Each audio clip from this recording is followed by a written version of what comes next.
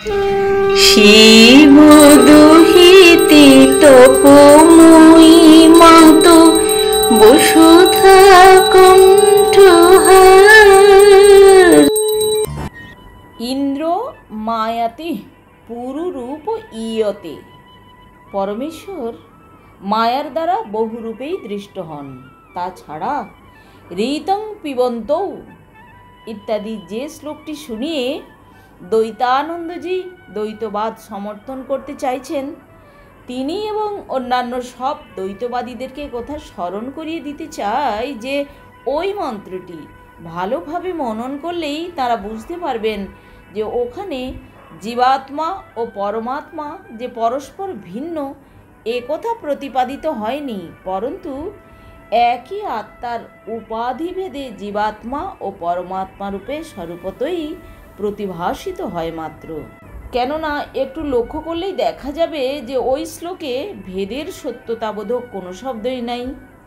ভেদ যে বাস্তবিক নয় তার আরও কারণ এই যে মৃত্যু নচিকেতাকে 3টি বর দিতে প্রতিশ্রুত হন। নচিকেতা প্রথম বরে পিতার সৌমনস্য এবং দ্বিতীয় বরে অগ্নিবিদ্যা প্রার্থনা করেন। ওই বর দুটি গ্রহণের পর নচিকেতা তৃতীয় বর হিসেবে প্রার্থনা করলেন, যেয়ং প্রেতে বিচিকিৎসা মনুষ্যে অস্তিত্বেকে নায়মস্থিতি চৈকে এতদ বিদ্যা মনুশিষ্টতয়া অহং বরানামেষ বরস্ত্রীতীয়। কেউ বলেন মৃত্যুর পর মানুষের দেহাদি ব্যতিরিক্ত আত্মার অস্তিত্ব থাকে, কেউ বলেন থাকেই না। এই যে প্রসিদ্ধ সংশয়, মরণের পর আত্মার অস্তিত্ব থাকে কি না, অর্থাৎ আত্মা দেহেন্দ্রিয় হতে ভিন্ন কি না, তা আমাকে বুঝিয়ে দিন। মৃত্যু নচিকেতাকে বহু প্রলোভন দেখিয়েও যখন ওই বর হতে নচিকেতাকে নিবৃত্ত করতে পারলেন না, তখন তিনি নচিকেতার যথেষ্টই প্রশংসা করলেন এবং আত্মার যথার্থ স্বরূপের জ্ঞান হলে যে পরম পুরুষার্থ সিদ্ধ হয় সে কথা স্বীকার করতে বাধ্য হলেন। নচিকেতা তখন আত্মার যথার্থ স্বরূপ জানতে চাইলেন। তদুত্তরে মৃত্যুও আত্মার দেহেন্দ্রীয় ভিন্নত্ব এবং তার যথার্থ স্বরূপের ব্যাখ্যা করলেন। ঋতং পিবন্তৌ শ্লোকটি নচিকেতার প্রশ্নের উত্তরদানকালে মৃত্যুর উক্তি। এখানে একটি কথা বিশেষভাবে চিন্তা করা প্রয়োজন। নচিকেতা প্রশ্ন করেছিলেন জীবাত্মা বিষয়ে। নচিকেতার জীবাত্মা বিষয়ক প্রশ্নের উত্তরে মৃত্যুর পরমাত্মা বিষয়ে উপদেশ প্রদান অপ্রাসঙ্গিকই হয়ে পড়ে। এর থেকেই বোঝা যায় যে জীবাত্মার স্বরূপ এই পরমাত্মার যথার্থ স্বরূপ হতে ভিন্ন নয়। এ কথা বোঝানোই মৃত্যুর উদ্দেশ্য। বরং এই কথা বলা যায় যে মৃত্যু এবং বিধ উত্তর দিয়ে বুঝিয়ে দিয়েছেন যে জীবাত্মা এবং পরমাত্মা আসলে এক। কেবল উপাধিভেদে ঘটাকাশ মঠাকাশ নেই তাদের মধ্যে ভেদ প্রতীত হয়। জীবাত্মায় সংসারিত্ব অবিদ্যাকৃত অবিদ্যার অভাবে পরমাত্মার সংসারিত্ব নাই। এই অভিপ্রায়ে নচিকেতার জীবাত্মা বিষয়ক প্রশ্নের উত্তরে মৃত্যু জীবাত্মা ও পরমাত্মার কথা বলেছেন। এইভাবে তৃতীয় বর প্রার্থনা করে তার সদুত্তর পাবার পূর্বেই নচিকেতা পরমাত্মা বিষয়ে আরও একটি প্রশ্ন করে বসলেন। এটি সঙ্গত বা সম্ভবপর নয়। বিশেষত যমের কথায় জানা যাচ্ছে তিনি ওই প্রশ্নের পরেই নচিকেতাকে বারবার বলেছেন ওই প্রশ্নের উত্তর সুজ্ঞেয় নয়। দেবতারা ওই বিষয়ে সন্দিহান। আমাকে এ বিষয়ে আর উপরোধ করো না, বরং বর প্রার্থনা করো। নচিকেতার প্রশ্নের উত্তর দিতে আপত্তি করলেন, পরিবর্তে অন্য বর দিতে চাইলেন, নানা প্রলোভনও দেখালেন। কিন্তু নচিকেতা কিছুতেই বিচলিত হলেন না। তিনি স্পষ্টই বললেন, যে বিষয়ে দেবগণ সন্দিহান যাকে তুমি দুর্জ্ঞেয় বলছো, এ বিষয়ে তোমার মতো যোগ্য উত্তরদাতা কোথায় পাব? ওই দুর্জ্ঞেয় তত্ত্ব ছাড়া আর কোনো বর চাই না। মৃত্যু নচিকেতার দৃঢ়তা, লোভ শূন্যতা দেখে তার প্রশ্নের এবং তার জ্ঞাতব্য তত্ত্ব আত্মার পরমার্থ ব্যাখ্যা করতে লাগলেন। একটু ধীরভাবে চিন্তা করলেই বোঝা যায় যে আত্মার যথার্থ স্বরূপ বলতে অনুরোধ করা প্রকারান্তরে পূর্ব প্রশ্নের ব্যাখ্যা মাত্র। কেননা আত্মা দেহাদি স্বরূপ হলে মরণের পর আত্মার অস্তিত্ব থাকতে পারে না। আত্মা দেহাদি ভিন্ন হলেও মরণের পরেও তার অস্তিত্ব থাকতে পারে। নচিকেতার অনন্তর প্রশ্ন অর্থাৎ আত্মার যথার্থ স্বরূপ জিজ্ঞাসা পরমার্থ বিষয়ক প্রশ্ন। এ কল্পনা করা যেতে পারে না, কারণ প্রতিশ্রুত প্রার্থিত বর দুর্জ্ঞেয় বলে তদুত্তর প্রদান করতে যম আপত্তি করেছেন, অথচ নচিকেতা তদুপরি আরও একটি দুর্বিজ্ঞতর বিষয়ে প্রশ্ন করবেন, এটা কোনো ক্রমেই সম্ভবপর হতে পারে না। মৃত্যু যেভাবে নচিকেতার প্রশ্নের উত্তর প্রদান করেছেন, মনোযোগপূর্বক তার পর্যালোচনা করলে স্পষ্টই বোঝা যায় যে জীবাত্মা ও পরমাত্মা আসলে এক, পরস্পর ভিন্ন নয়। এই কথাই তাঁর অভিপ্রেত। তিনি বক্ষমান রূপ প্রশ্নের উত্তর প্রদান করতে আরম্ভ করলেন। সর্বে বেদা যৎ পদ মামনন্তি তপংসি সর্বাণি চ যৎ বদন্তি যদিচ্ছন্তু ব্রহ্মচর্যং চরন্তি তত্তে পদং সংগ্রহেণ ব্রবীমি ওম ইত্যেতৎ। অর্থাৎ সমস্ত বেদ যে পদের প্রতিপাদন করে, সমস্ত তপস্যা যে পদ লাভের সাধন, যে পদ লাভের ইচ্ছায় ব্রহ্মচর্য আচরিত হয়, সংক্ষেপে তোমাকে সেই পদ বলছি, শোনো। ওঙ্কারই সেই পদ। ওঙ্কার পরমাত্মার বাচক। এখানে প্রদর্শিত হয়েছে যে জীবাত্মা এবং তার পরমার্থ স্বরূপ বিষয়ে নচিকেতা প্রশ্ন করেছেন। মৃত্যু তদুত্তরের প্রারম্ভে পরমাত্মার কথা বলে জীবাত্মা ও পরমাত্মা অভিন্ন একথা জানিয়েছেন। এই রকম না বললে ওই রকম প্রত্যুত্তর কোনো ক্রমেই সঙ্গত হতো না।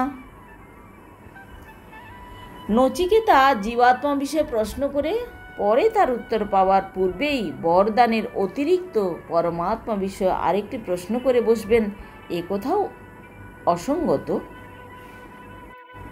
দ্বৈতানন্দজির আরও বিবেচনা করা উচিত যে ঋতং পিবন্তৌ এই শ্লোকের কিছু পরেই কঠোবল্লরীতে দ্বৈতের প্রতিষেধ এবং দ্বৈতাদর্শীর নিন্দা করা হয়েছে, যথা মনসৈ বেদমাপ্তব্যং নেহ নানান্তি কিঞ্চন মৃত্যুষ মৃত্যুং গচ্ছতি য হই নানেব পশ্যতি। আচার্য এবং শাস্ত্রোপদেশ দ্বারা সংস্কৃত মন দ্বারা এই ব্রহ্ম প্রাপ্তব্য। এই ব্রহ্মে অনুমাত্র নানা অর্থাৎ ভেদ থাকতে পারে না। যে এই ব্রহ্মে অল্পমাত্র ভেদ দর্শন করে সে জন্ম মৃত্যুরূপ সংসার প্রবাহে পুনঃ পুনঃ আবর্তিত হয়। ঋতং পিবন্তৌ এই শ্লোকে জীবাত্মা ও পরমাত্মার বাস্তবিক ভেদ অভিপ্রেত হলে পূর্বাপর বিরোধ উপস্থিত হয়। অতএব কঠোবল্লরীর তাৎপর্য অদ্বৈতবাদের দ্বৈতবাদের নয়, ইহাই স্থির হল। অতএব সুধী শ্রোতাগণ আশা করি বুঝতে পারছেন যে বেদের যথার্থ অর্থ বুঝতে হলে কী রকম সাবধানতা, ধীরতা ও বহুদর্শিতার প্রয়োজন হয়, এবং তার বিন্দুমাত্র ত্রুটি হলে কীরকম বিপরীত অর্থগ্রহণ পরিগৃহীত হয়ে অসর্থের হেতু হয়। বেদজ্ঞ আচার্যদের মতে যে বাক্য জীবের ব্রহ্মভাব বোধক, সেই বাক্যই জীব ব্রহ্মের ভেদবোধক রূপে প্রতীয়মান হওয়া অর্থবোধের উজ্জ্বল দৃষ্টান্ত। বেদ তাৎপর্যবেত্তারা যথার্থই বলেছেন যে বিভেতি অল্পশ্রুতাৎ বেদ মাময়ং প্রহরিষ্যতি। এ আমাকে প্রহার করবে এই বিবেচনায় বেদ অল্পবিদ্যাদেরকে ভয় করেন। প্রত্যেকের মনে রাখা উচিত যে পূর্বাপর্যপারসৃষ্ট শব্দ অন্নং কুরুতে মৌতিম। পূর্বাপর পর্যালোচনা না করলে শব্দ বিপরীত বোধের কারণ হয়। মূল কথা এই যে ব্রহ্ম এক এবং অদ্বিতীয়, ব্রহ্মাই একমাত্র পরমার্থ সৎ। ব্রহ্ম ভিন্ন কোনো পদার্থের পারমার্থিক সত্তা নাই। দ্বৈত প্রপঞ্চ পরমার্থই সত্য। স্বপ্নদৃশ্য পদার্থ যেমন স্বল্পকালে যথার্থ বলে বোধ হয়, জাগতিক পদার্থ সেই রকম ব্যবহার দশায় অর্থাৎ আত্মতত্ত্ব সাক্ষাৎকারের পূর্বে যথার্থ বলে বোধ হয়।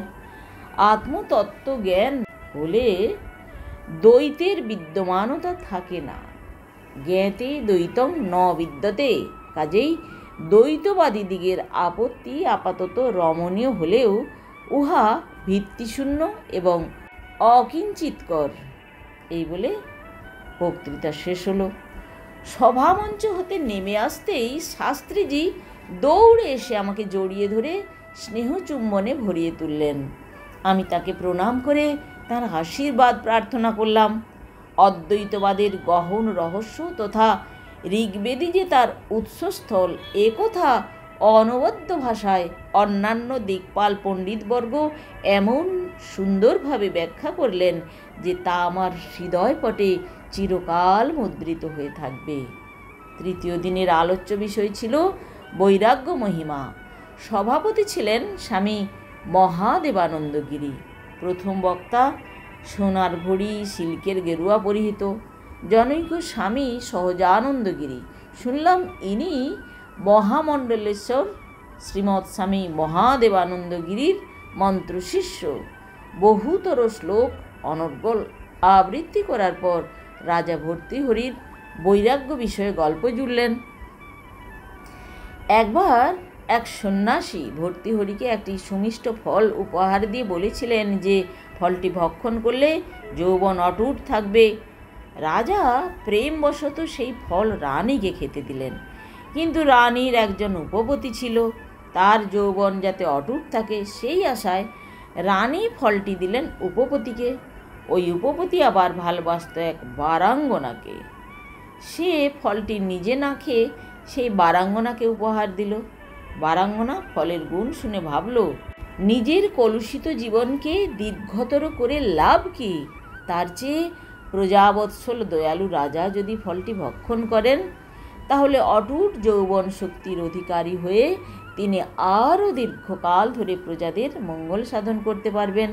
এই ভেবে সে পরদিন রাজসভায় গিয়ে পরম শ্রদ্ধাভরে ফলটি রাজার হাতে দিয়ে এলো। ফলটি পেয়ে রাজা তো বিস্ময়ে হতবাক। সন্ন্যাসী প্রদত্ত যে ফল তিনি প্রাণপ্রেয়সী রানীকে দিয়েছিলেন সেই ফল কিভাবে বারাঙ্গনার হাতে গেল সে সম্বন্ধে পুঙ্খানুপুঙ্খ অনুসন্ধান করে সমূহ বিবরণ তিনি জানতে পারলেন। সংসারী লোকের ভাব ভালোবাসা এবং ভোগরাগ যে কত অকিঞ্চিতকর তা তিনি মর্মে মর্মে অনুভব করলেন যে জাগতিক প্রেমের কোনো মূল্য নাই। এর মূলে আছে শুধুই বঞ্চনা, স্বার্থপরতা এবং বিশ্বাসঘাতকতা। সংসারের উপর রাজার ঘোর বিতৃষ্ণা জন্মালো। রাজ্যপাট ত্যাগ করে তিনি সন্ন্যাস গ্রহণ করলেন। সেই সময়কার তাঁর একটি বিখ্যাত স্বগতোক্তি পণ্ডিত সমাজে আপ্তবাক্যের মতো প্রচলিত আছে। ভর্তৃহরির সেই হৃদয়মথিত দীর্ঘশ্বাস শ্লোকগাথা হয়ে রয়ে গেছে। যাং চিন্তয়ামি সততং মুই সা বিরক্তা সাপি অন্নমিচ্ছতি জনংশ জনহন্ন শক্ত अस्मात् कृते च परितुष्याति काचिदन्ना धिक्तां च तं च मदनं च एवं च मां च। অর্থাৎ যার চিন্তা সদা করি বিরক্ত সে আমার উপর, চাহিছে সে অন্য জনে, অন্যে পুনঃ আসক্ত সে নর। অপর কেহ বা মোরে তুষ্ট করে চাহে পুনরায়। ধিক নারী ধিক নরে, ধিক কামে তারে ও আমায়। এই পর্যন্ত গিরিজির বক্তৃতায় আপত্তির কোনো কারণ ঘটেনি, কিন্তু যখন তিনি বললেন যে রাজা ভর্তৃহরি সন্ন্যাস গ্রহণের পর বাক্যপদীয় নামক স্ফোটবাদের বিখ্যাত গ্রন্থ রচনা করেছিলেন, তখন আমার মনে উত্তাপ দেখা দিল। আমি সভাপতির অনুমতি নিয়ে ওই উক্তির প্রতিবাদ স্বরূপ বললাম, গিরিজি সম্পূর্ণ ভ্রান্ত। ব্যভিচারিণী স্ত্রীর উপর বিরক্ত হয়ে যিনি সন্ন্যাস গ্রহণ করেছিলেন, তিনি বাক্যপদীয় মহাগ্রন্থের রচয়িতা নন। রাজা ভর্তৃহরি এবং বাক্যপদীয়কার ভর্তৃহরি উভয় স্বতন্ত্র ব্যক্তি। আজ এ পর্যন্তই। পরের অংশ শোনাবো পরবর্তী এপিসোডে। সবাই খুব ভালো থাকুন আর শুনতে থাকুন তপভূমি নর্মদা।